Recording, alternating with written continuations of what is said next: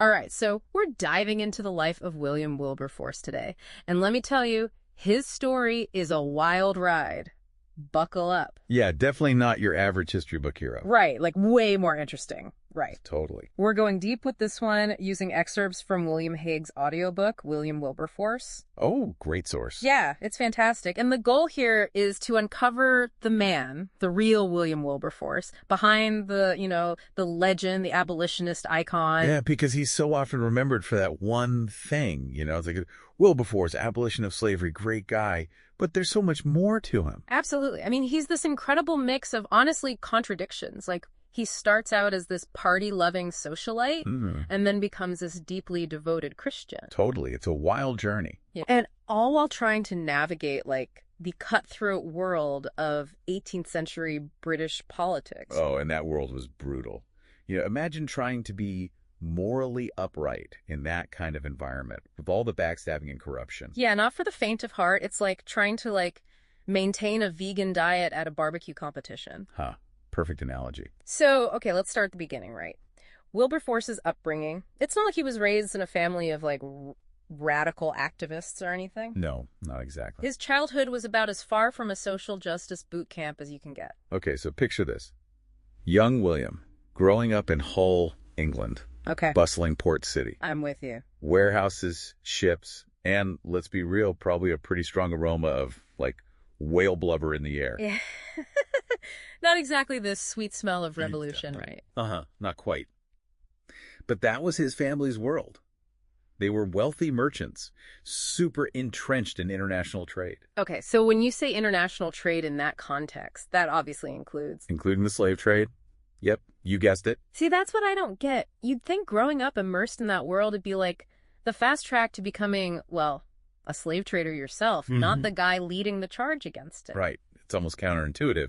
But, this upbringing, even though it seems at odds with everything he later stood for, it still played a huge role in shaping him. It's like his origin story gave him the tools to dismantle the very system he was born into. Exactly. It's fascinating. Growing up around all that trade, it instilled in him this incredible work ethic and also gave him this deep understanding of, the mechanics of global commerce.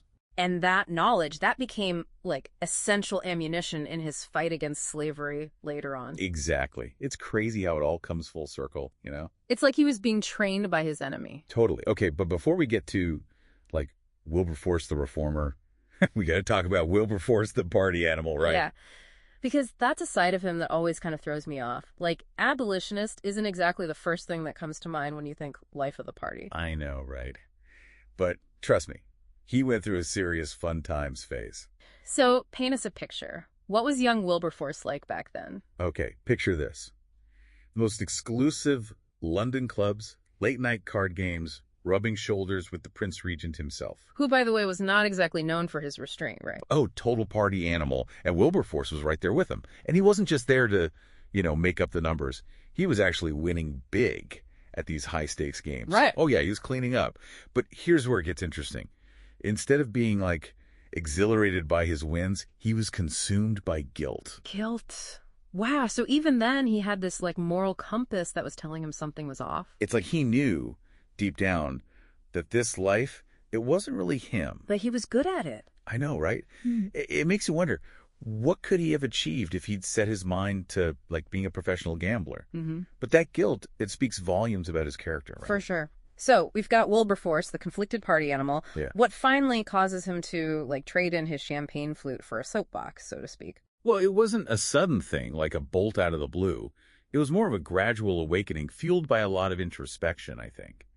He was really drawn to the writings of religious thinkers, like Philip Doddridge. I've heard of him. Pretty intense stuff, right? Yeah, deep theological debates. But they really resonated with Wilberforce. And then, of course, there's the influence of his new circle of friends. Which brings us to the famous Clapham sect. I have to admit, whenever I hear that name, I kind of picture, a book club with really good snacks, not a group of political power players. Right. It sounds very low-key. But don't let the tea and biscuits fool you. This group was a force to be reckoned with. Really? They were wealthy, influential evangelicals who believed in putting their faith into action. So not just talking the talk. Oh, no, they were all about walking the walk, too. big time. Like, one of their projects was establishing the free colony of Sierra Leone. Wow, that's not messing around. So they really put their money where their morals were. Absolutely. They saw themselves as, like, instruments of God's will, using their wealth and influence to try to bring about real change in the world. So imagine those meetings, right? Intense discussions about social reform, all fueled by this shared belief that they had this, like, moral imperative to make a difference. It must have been electric. Like, imagine being a fly on the wall for one of those conversations. I'd kill for those transcripts. All right, so we got Wilberforce. He's found his people. He's fired up by his faith. He's ready to take on the world. So this is where his fight against the slave trade really kicks into high gear, right? It does. And it's crucial to remember Wilberforce wasn't just, like, leading this moral crusade against slavery. This was about challenging an economic system that held immense power. Yeah, I mean, the slave trade was practically an economic pillar of the British Empire at that point. Exactly. Think about the players he was up against. Wealthy plantation owners, politicians with deep, deep vested interests. These weren't just random people. These were the titans of their time. So it's like a real-life David versus Goliath story. It really was. I mean, imagine the pressure he was under, the constant opposition, the political maneuvering, and then trying to sway a public that, let's be honest, was often driven by fear and misinformation. That's a lot to handle. It really is. It makes you wonder, did he ever feel like, okay, maybe a more aggressive approach is needed here? Mm-hmm. I mean, sometimes to create change, you really got to, like, shake things up. Yeah, for sure. And he definitely faced that criticism. Even some of his supporters, those within the movement itself, they questioned his methods sometimes. Like, they saw him as too willing to compromise, not radical enough in his approach. Really? Huh. So even his allies were giving him a hard time. Oh, yeah. But Wilberforce, he was playing the long game. He understood that real change, lasting change, doesn't happen overnight. It's not about forcing people into submission. It's about persuasion. So less about winning a single battle and more about winning the war. Precisely. So he focused on, like, strategically building alliances, using his eloquence to chip away at public opinion, carefully choosing his battles. He knew when to push and when to hold back. He recognized that true change, lasting change, it required more than just winning a single vote in Parliament. It's like the difference between a sprint and a marathon. 100%. And that marathon, it had its share of roadblocks. One of the biggest being, of course, the House of Lords. Ah, yes. The branch of government known for their, shall we say, traditional views. To put it mildly, you see, the House of Lords, they represented the landed gentry, right? The ones who benefited most from the status quo, the ones who were always most resistant to change, especially when it came to their own interests. So basically Wilberforce's worst nightmare. Pretty much. Yeah. And can you imagine, year after year, he'd meticulously craft these abolition bills, get them passed in the House of Commons, only to see them shot down in the Lords. It's like hitting a brick wall over and over again. That would be so demoralizing, to put in all that work, all that effort, just to constantly be met with rejection. How do you keep that fire lit, What keeps you going? That's where his faith really comes in, I think. Because for Wilberforce, this wasn't just some political battle. This was a divine calling. He really saw this fight against slavery as a test of his commitment to God's will. That's intense. It is. Yeah. But it also explains why he never limited himself to just legislation, Yeah. He believed in tackling the issue on multiple fronts. He was playing 3D chess while everyone else was playing checkers. Exactly. And this is where you see that fascinating interplay between his political activism and his broader social reform efforts. Because for him, it wasn't enough to just change the laws. He wanted to change hearts and minds. He wanted to transform the moral fabric of society itself. So it was about more than just ending the slave trade. It was about creating a world where something like that would be unthinkable in the first place. Exactly. And that's where something like the Proclamation Society comes in. This wasn't just about legislation. This was about promoting morality, encouraging people to live their lives according to Christian values. The idea being that a nation steeped in those values would naturally reject something as horrific as slavery. I see. So he was fighting a battle on two fronts, changing the laws and changing the culture that allowed such laws to exist in the first place. Exactly. And it really makes you wonder, how did he find the time for it all? The man was tireless. It's like he had a time turner or something. But as dedicated as he was, even Wilberforce must have gotten worn down, right? I mean, it wasn't all smooth sailing, even within the movement itself, right? Definitely not. Remember James Stephen? Key figure in the abolitionist movement, close friend of Wilberforce. Yeah, I remember him coming up. Well, Stephen was a fascinating character, much more radical in his approach, very much believed in applying public pressure, really putting those in power through the ringer. So a bit more of a burn it all down kind of guy. Exactly. And he saw Wilberforce's more conciliatory approach as weak, even cowardly at times. Can you believe that? Ouch. That's got to sting, especially coming from someone you consider a comrade, you know? It definitely created some tension within the movement. But I think these disagreements, they also highlight the complexities of fighting for social change. There's rarely a single right way to do it.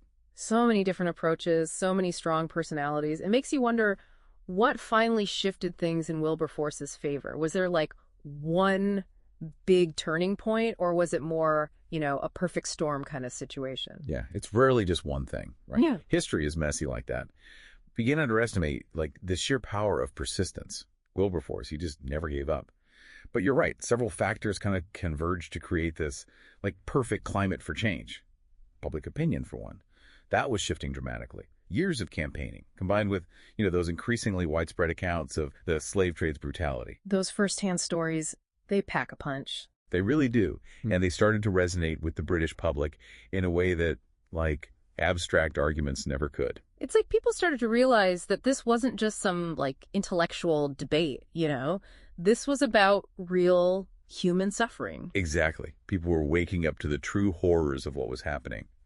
But it wasn't just a moral awakening either. Remember Wilberforce, that savvy political operator we were talking about? Oh, yeah. Always working those angles. Well, that played a crucial role, too. Remember Grenville? That politician Wilberforce initially wrote off as, just another stuffy, money-obsessed member of the establishment. The one Wilberforce thought was all about the bottom line. That's the one. Turns out Grenville becomes a passionate supporter of abolition. And wouldn't you know it?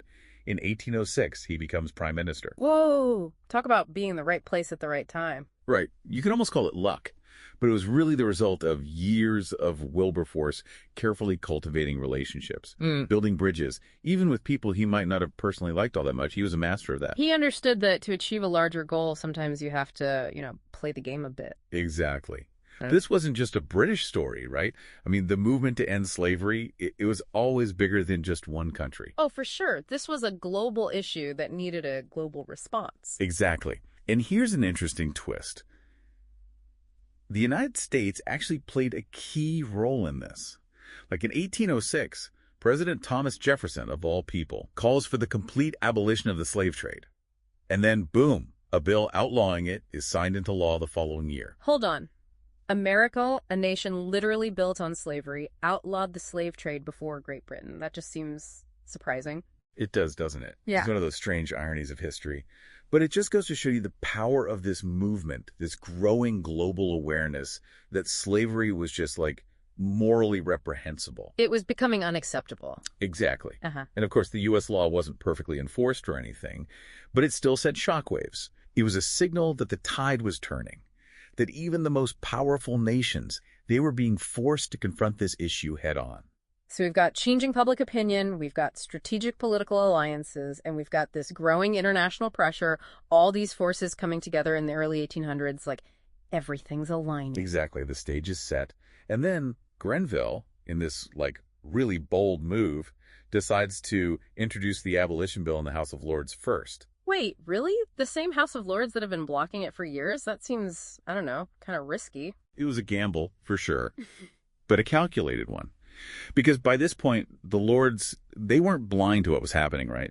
They knew public opinion had shifted. They knew the abolitionist movement was gaining serious momentum. They finally realized they were on the wrong side of history. Exactly. And opposing the bill at that point, it would have been political suicide. So the abolition bill passes. It passes with overwhelming support. It was a landslide. A true testament to decades of Wilberforce's tireless work. Wow, what a moment. So 1807, that's it. The British slave trade is officially over. It's over. This horrific chapter finally closed. Amazing. But for Wilberforce, the fight wasn't over. Not even close. He goes on to champion a whole range of other social causes. Prison reform, religious freedom, you name it. He just never stopped. He didn't. The man was relentless. He was pushing for a more just and compassionate world right up until his very last breath. It's incredible. It really is. William Wilberforce, what a legacy. This deep dive into his life and work has been honestly inspiring. He's like a shining example of what's possible when you combine unwavering conviction with, that savvy strategic action. He really is. And his story, it's not just about the past. It's a roadmap for all of us. It reminds us that even amidst the chaos and, honestly, the often discouraging realities of politics, one person can make a world of difference. Absolutely. And that's a message we all need to hear. So to our listeners, as always, thank you for joining us for this deep dive. We'll leave you with this. What injustices are we tolerating in our own time? What will future generations judge us for? Food for thought. Until next time.